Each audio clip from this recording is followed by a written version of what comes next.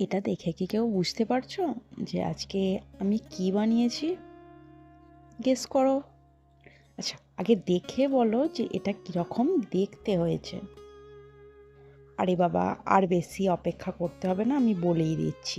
আজকে বানিয়েছি আমি গাজরের বরফি। তার জন্য প্রথমেই 500 গ্রাম গাজর ভালোভাবে কুচিয়ে নিয়েছি। এই যে প্রথমে আগে ধুয়ে নিলাম, ধুয়ে নিয়ে খোসা ছাড়িয়ে নেব, দিয়ে এবার ছোট ছোট করে কুচিয়ে নেব, ঠিক এরকম সাইজে। এরপর মিক্সিতে দিয়ে মিহি করে গুঁড়ো করে নেব। যেহেতু জল দিইনি তাই গুঁড়োটা ভালোই হবে। এই যে এই ধরনের গুঁড়ো করে নিয়েছি। এরপর আমি কড়াইতে ঘি গরম করে নেব খানিকটা। ঘি গরম হয়ে এলে এর মধ্যে দিয়ে দেব কেটে রাখা গাজরগুলো। তো আমি এতে আর অন্য কিছু ফোড়ন দিইনি। এরপর গাজরগুলোকে ভালো করে ভেজে নেব। আর অন্য একটা কড়াইতে আমি খানিকটা সুজি ভেজে নেব। হালকা লাল লাল করে ভাজলেই হবে।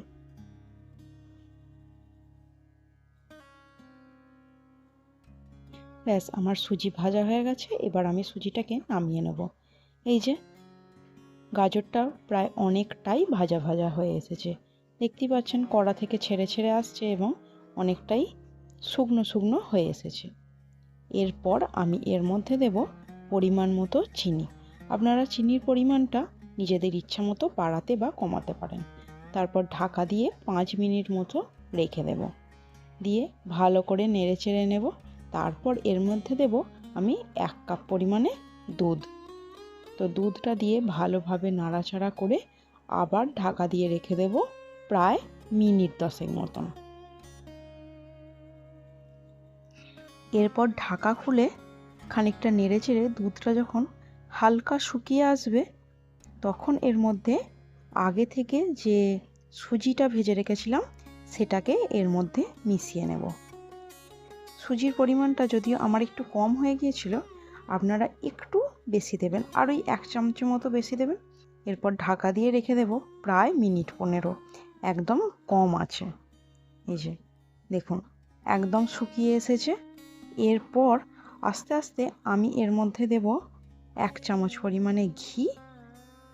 ঘি দিয়ে ভালো করে নাড়াচাড়া করে নিয়ে এর মধ্যে দেব আমি এলাচের গুঁড়ো।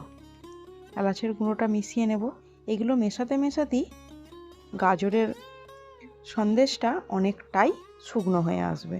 এরপর এর মধ্যে দেব অল্প পরিমাণে ড্রাই ফ্রুটস এবং এরপর থালায় বেড়ে নিয়ে ড্রাই ফ্রুটস ছড়িয়ে প্রায় 3 ঘন্টার মতো ফ্রিজে রেখে দেব।